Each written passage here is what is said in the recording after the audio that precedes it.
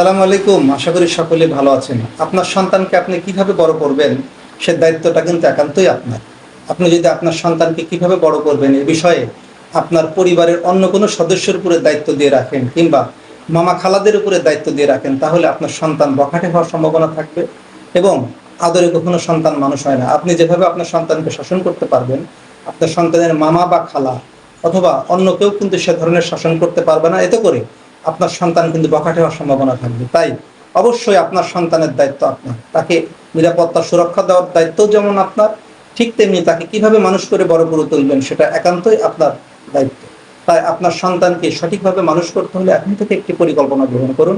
ছোটবেলায় তাকে আপনি ঠিক যেভাবে শিখাবেন, ছোটবেলায় মালচিং টাইম, গাছ যখন লাগানো হয় প্রথম, তখন গাছের গোড়া শক্ত করে পিটিয়ে দিয়ে কিছুদিন রাখতে হয় এবং গাছ যখন একটু মরা মরা ভাব ধরে যায় তখন এই গোড়াটা আলগা করে দিয়ে সেখানে সার ছিটাতে হয়।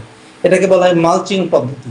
কৃষি বিজ্ঞানের সেই মালচিং পদ্ধতিতে আপনার সন্তানকে মানুষ করবেন। আপনার সন্তানকে প্রথমেই একটু বেশি করে টাইট দিবেন।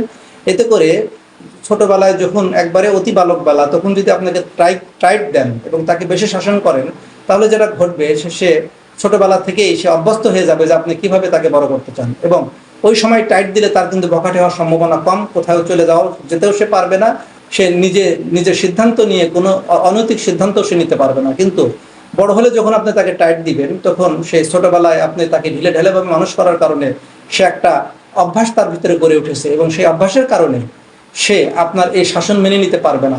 তখন কিন্তু তার বুঝ হয়েছে, তার সিদ্ধান্ত নেওয়ার মতো ক্ষমতাও হয়েছে, তার পারিপার্শ্বিক অবস্থা তৈরি হয়েছে, তার বন্ধু বান্ধব আছে, একটা সার্কেল তৈরি হয়েছে। সেই সার্কেলের সাথে একটু পরামর্শ নিয়ে অথবা নিজেই নিজের সাথে পরামর্শ করে সে কিন্তু একটা অঘটন ঘটাতে পারে, বাড়ি থেকে বের হয়ে যেতে পারে, খারাপ কোনো পাল্লায় পড়তে পারে অথবা কোনো খারাপ সিদ্ধান্ত নিতে পারে। কারণ যখন আপনার শাসন করার প্রয়োজন ছিল আপনি তখন শাসন করেন।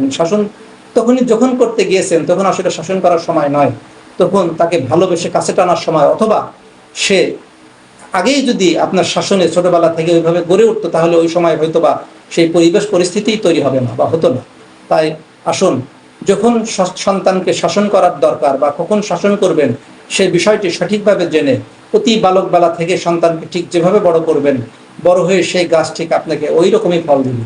তাই অন্য কাউকে দোষ না দিয়ে নিজের দোষ নিজে ঘাড়ি নিয়ে নিজের সন্তানকে নিজে মানুষ করুন, নিজে শাসন করুন এবং সেটা সুশাসন করুন ছোটবেলা থেকে, অতি বালক বেলা থেকে।